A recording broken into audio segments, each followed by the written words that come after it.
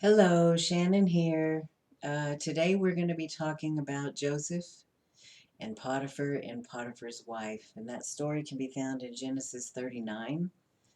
And I'd appreciate it if you'd read it before you watch the rest of the video. It'll give you an idea of what I'm talking about and where the story is going.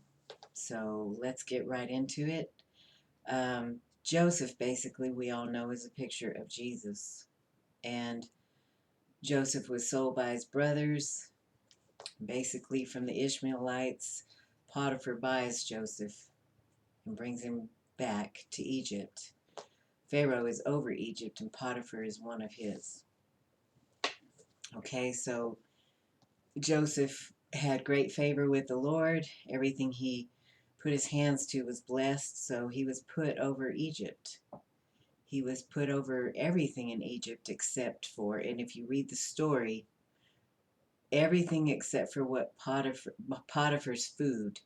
This is very, very important because in the story, when Potiphar's wife is basically making advances to Joseph, Joseph says that Potiphar has put him over everything except his wife. So you can deduct from that, Potiphar says he only concerned himself with what he ate, and Joseph said that he was over everything except his wife. There you have a picture of Adam and Eve.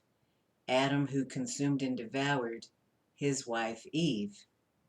So if you look at that story again, Potiphar is saying that his only concern was who he consumed and devoured or ate, which was his wife.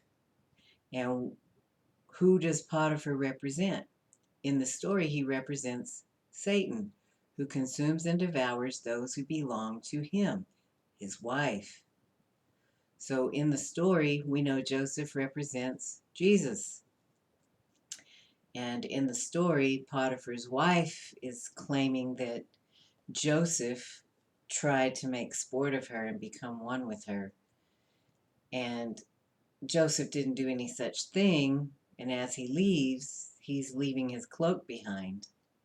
And she's claiming with a scream that he made advances towards her, was making sport of her, and tried to become one with her. And she has his cloak to prove it.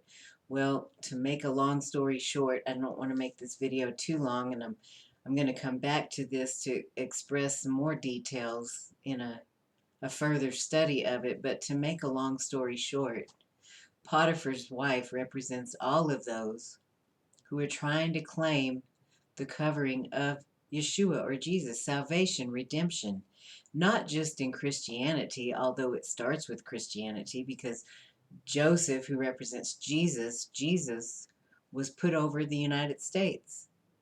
Now, of course, he was put over everything except for who's really running the United States, as well as that person's wife. That would be all of those who are not of salvation and redemption, who do not walk in love. So anybody claiming to be God's people who do not walk in love are basically Potiphar's wife, who are claiming that cloak or covering, but don't have it because they're not giving it. And she in the story is not giving a covering because she's accusing him of something that he did not do. Just as Adam is accusing Eve of doing something that she really did not do. So to make a long story short, and I'm trying to make this video pretty short to keep you focused on the message, which basically comes from Adam and Eve, is that this story represents Joseph, who represents Jesus. It's all about who are his flock, who he's over, the fact that God is with him, and that he has control over everything except for that which belongs to the enemy, and that would be those who do not walk in love.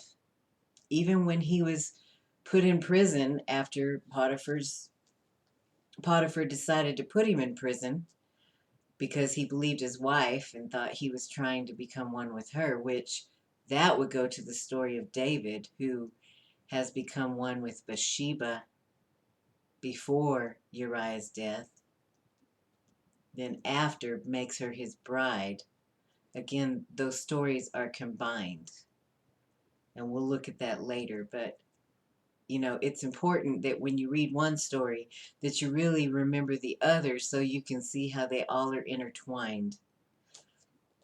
Anyway, Jesus, again, when he's in prison, he's over everything, everyone in prison. So who is basically put in prison? All of those who belong to Jesus, Yeshua, because they're walking in salvation and redemption. And who is over Egypt? Satan, until he takes his rightful place. Yeshua, until Yeshua takes his rightful place, he's in prison.